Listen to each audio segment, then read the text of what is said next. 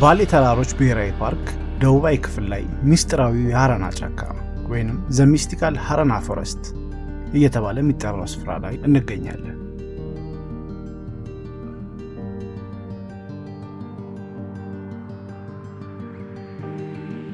በሀገራችን ውስጥም ጥቂት ከቀሩት የተፈጥሮ ጫካዎች መካከል በስፋት ትልቁ ነው።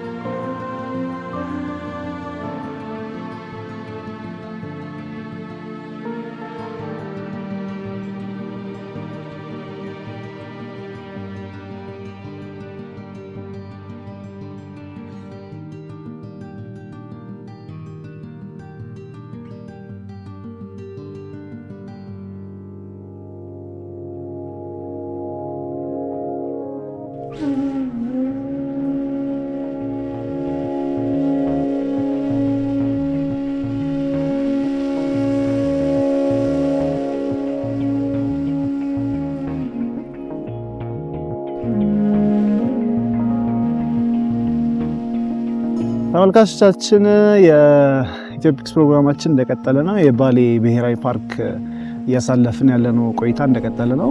አሁን ሪራ የሚባለው አካባቢ ነው ያለነው። ዛሬ እዚህ ካምፕ አድርገን ነው ካምፕ ሳይቱ ላይ ነው ያለነው። አሁን ጠዋት 1 ሰዓት ነው ገና ከእንቅልፋችን እየተነሳን ነው። የባሌ ናሽናል ፓርክ ጉብኝታችን ግን ገና አላለቀም። ዛሬ ወደ ሃረና ፎረስት ሃረና ጫካው ወደ ውስጥ ገብተን በደንብ ምን አለ የሚለውን ነገር ለመመልከት እንሞክራለን። ፕሮግራም ኢትዮፒክስ ነው። አብራችሁ ነው።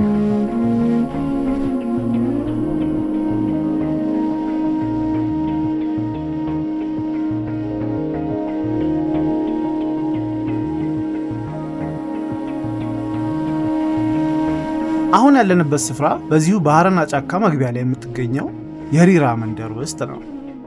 ይህም ስፍራ በባሌ ብሔራዊ ፓርክ ውስጥ ከሚገኙ ካምፒንግ ሳይትስ ወይም በድንኳን ከሚታደርባቸው ቦታዎች መካከል አንዱ ሲሆን ብዙ ጎብኚዎችም በዚሁ ስፍራ ካምፕ አድርገው እንደሚያድሩ ተነግሮናል። ከድንኳኖቹም ኋላ የምናያቸው ጎጆ ቤቶች የእንግዳ ማረፊያዎች ሲሆኑ ለጎብኚዎች አማራጭ ማደሪያ ስፍራዎችም ናቸው።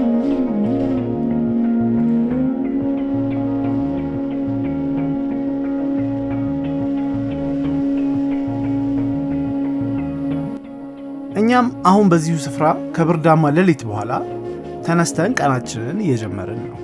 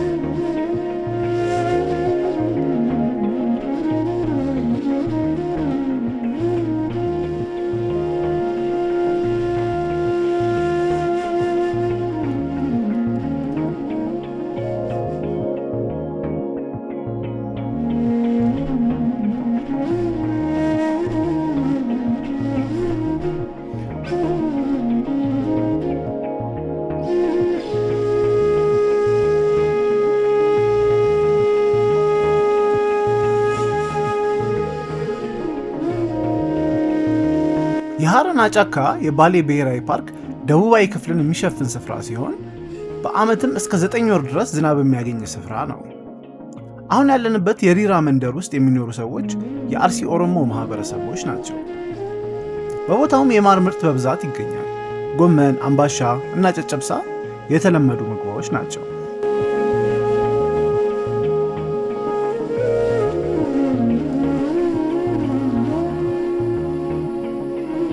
እኛም ከዚሁ ከሪራ መንደር ቁርሳችንን ከተመገብን በኋላ የዚህን ምስጢራዊ ጫካ ጉብኝት በእግር መንገድ ጀመርን። ጉዟችንም ወደ ሪራ የቀርከሃ ጫካ እና በዚሁም አካባቢ ወደሚገኙ ውብ ፏፏቴዎች ነበረ።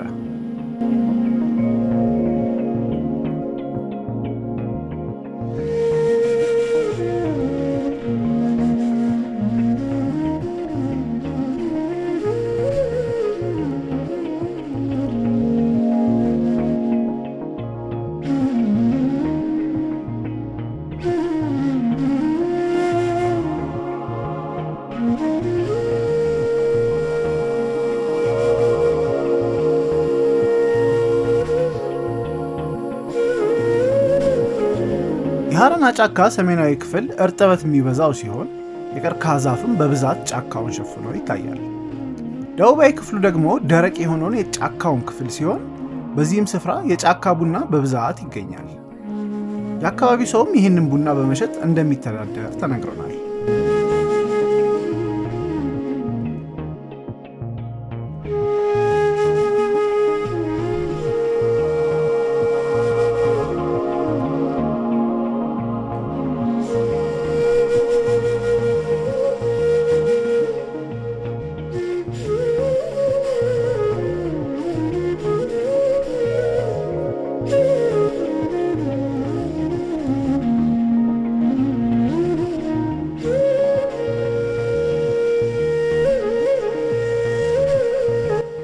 አሁን ከአንድ ሰዓት የእግር ጉዞ በኋላ በዚህ አስገራሚ ጫካ ውስጥ ከሚገኙት ፏፏቴዎች መሃል አንደኛው ጋር ደርሰናል።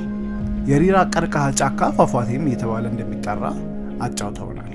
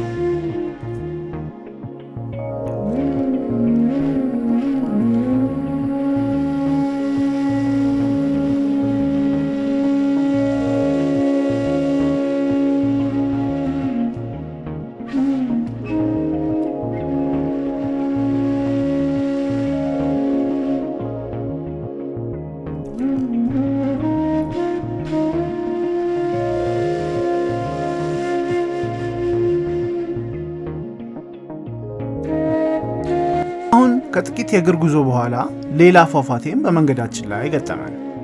ይህም ስፍራ እንደሚታየው በጣም ውብና ስሜትን የሚያድስ ነው። በዚህም ቦታ ከመንገዳችን እረፍት ለመውሰድ በቀዝቃዛው የፏፏቴ ውሃ ውስጥ ለዋና ገባን። የውሃውም ቅዝቃዜ በቃላት ማስረዳት ይከብዳል።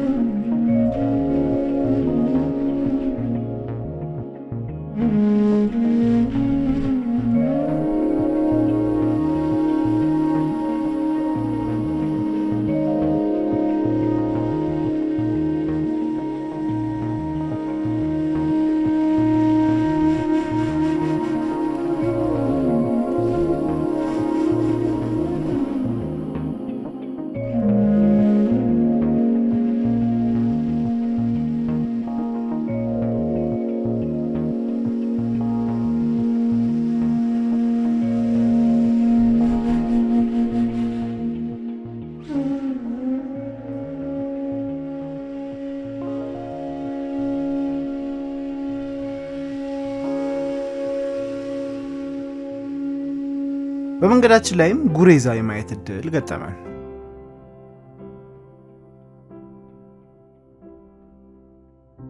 በሃራና ጫካ ውስጥ የኢትዮጵያ ብርቅዬ የሆነችውን የባሌ ጦጣን እናገኛለን። ይህችም የጦጣ ዝርያ ከሌሎቹ ጦጣ ዝርያዎች የምትለይና በዓለም ላይም በዚሁ ስፍራ ብቻ የምትገኝ ናት። በዚህ ሰዓትም ለመጥፋት ከደረሱ እንስሳት መካከል አንደኛዋ ናት። በተጨማሪም ዝንጀሮ፣ ከርከሮ፣ ጅብ፣ ነብርና ትልቁ የጫካ ሳማ በስፍራው ይገኛሉ። በዚሁም ጫካ ውስጥ ሌላ አንድ አስገራሚ እንስሳ ይገኛል። ይህም እንስሳ ለመኖር ሞቃትና ሳራማ ስፍራን የሚመርጥና ቀዝቃዛ ቦታ ላይ ብዙ የማይታየው አንበሳ ነው። በሃራና ጫካ ውስጥ አንበሶችን ማጥናት የተጀመረው ከቅርብ ጊዜ ወዲህ ሲሆን ከአካባቢው ሰው ምስክርነት ውጪም እነዚህን አንበሶች አይተው በካሜራ ለማስቀመጥ የተቻለው ከ7 ዓመት በፊት እንደ አውሮፓውያን አቆጣጠር በ2016 ዓ.ም ሲሆን ይህም የሆነው ከፍራንክፈርት የዱር እንስሳ ጥናት ማህበር በመጡ አጥኚዎችና ቲና ጌገን በተባለች የዱርና የተፈጥሮ ፎቶግራፈር ነበር። እነዚህ አጥኚዎች ካሜራዎችን በጫካ ውስጥ በመግጠም የአንበሶቹን መኖሪያ ስፍራ ለማወቅ ችለዋል። የአንበሶቹን መኖሪያ ስፍራም ካወቁ በኋላ ወዳሉበት ስፍራ በመሄድ የአንበሶቹን ጥናት መጀመር ችለዋል። አጥኚዎቹም እነዚህን አንበሶች ፈልገው አግኝተው በካሜራ ለማስቀመጥ 2 ዓመታትን ፈጅቶባቸዋል። በእኛም ሀገር ታዋቂው የዱር አጥኚና ፎቶግራፈር አዚዝ አህመድ በስፍራው ከ4 ወር ቆይታ በኋላ በካሜራው እንደያዛቸው ከቦታው ያገኘነው መረጃ ያስረዳል።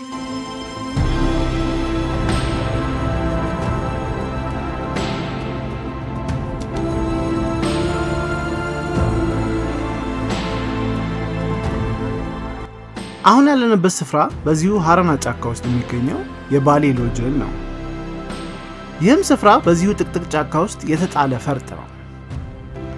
በቦታው የሚታየው እይታ በጫካ ውስጥ ከሚገኙት ውብ የማረፊያ ቦታዎች ጋር ተደምሮ ቦታውን የህልም ዓለም አስመስሎታል።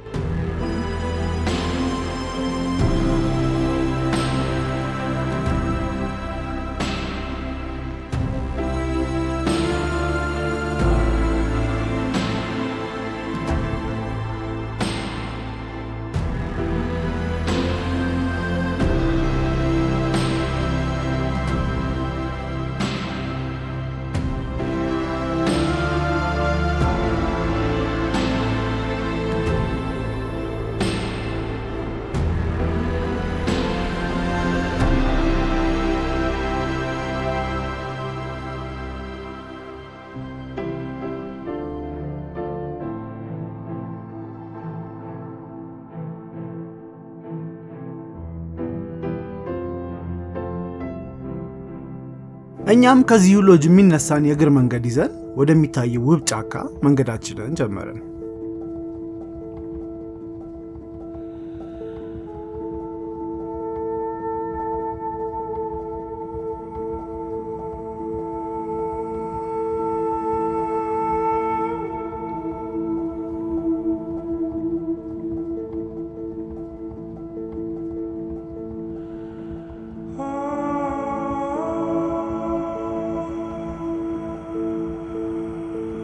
መንገዳችንንም ከመጀመራችን አንድ የከርከሮ ቤተሰብ የማየት እድል ገጠመን።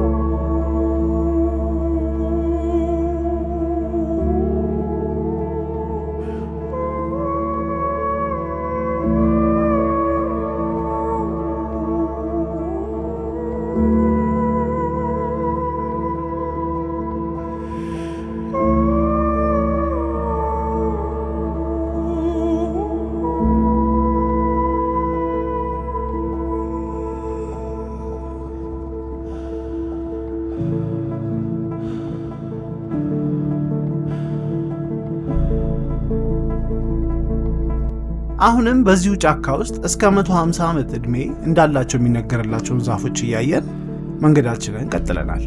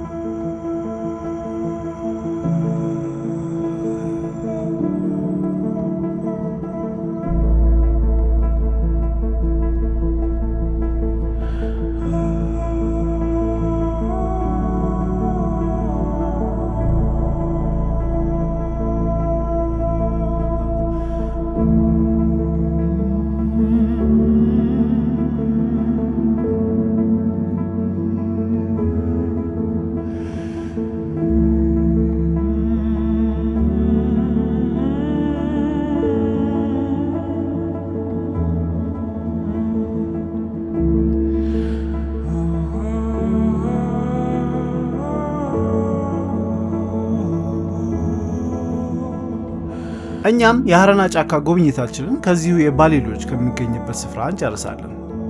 የአካባቢው አስጎብኚዎች ይህንን ፓርክ ሙሉ በሙሉ ጎብኝቶ ለመጨረስ በትንሹ ከ20 እስከ 25 ቀን ይፈጃል ሲሉ ይናገራሉ። እኛም ሀረና ጫካን በጥቂቱ ከጎበኘን በኋላ በአስጎብኚዎቻችን ሌላ ያልተመለከትነው የፓርኩ ክፍል እንዳለና ይህም ስፍራ አስታ ወይንም ኤሪካ ፎረስት እየተባለ እንደሚጠራ ነግረውን ወደ ቦታው አመራን።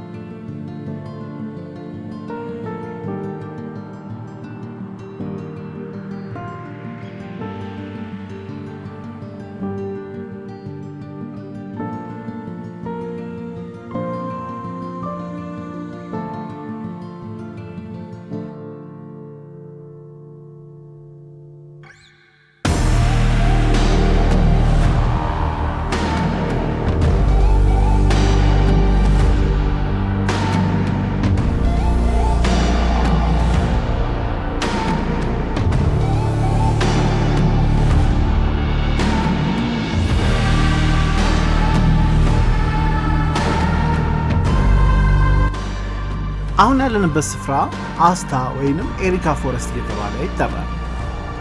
በቦታውም የዛፎቹ አበቃቀልና የሚታየው እይታ ያልተለመደና በጣም የሚገርም ነው። ይህም ስፍራ ከ3400 እስከ 3800 ሜትር ከባህር ጠለል በላይ የሚገኝ ሲሆን በቦታውም የሚገኘው የተክል አይነት ኤሪካና ፊሊፓ የሚባል የትንንሽ ቁጥቋጦ ቤተሰቦች ናቸው። እነዚህም የቁጥቋጦ አይነቶች በሀገራችን ኢትዮጵያ ውስጥ ከዚሁ ከባሌ ተራሮች ብሔራዊ ፓርክ ውጪ ብዙ አይታዩም። የደጋጋዘንና የሚኒሊክ ድኩላም በዚሁ ስፍራ እንደሚገኙ ተነግሯል።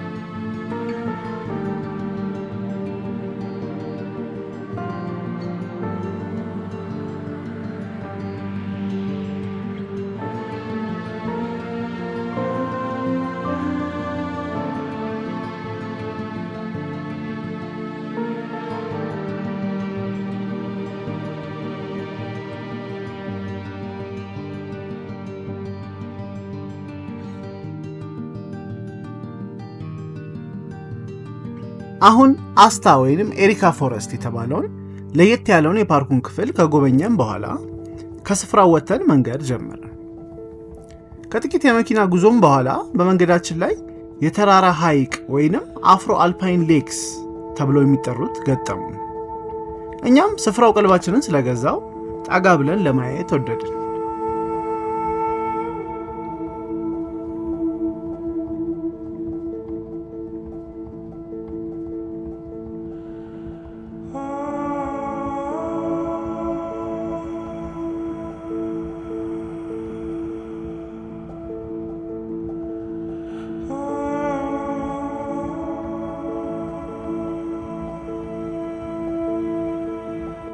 በዚህም የተራራ ሐይቅ ወይንም አፍሮ አልፓይን ሌክ የተባለ የሚጠራው ስፍራ ላይ ለኢትዮጵያ ብርቅዬ የሆነችውን ክንፈ ሰማያዊ ዳክዬ ወይንም ብሉ ዊንግድ ጉስ የተባለችውን የወፍ ዝርያ ለማየት እድል አገኘን።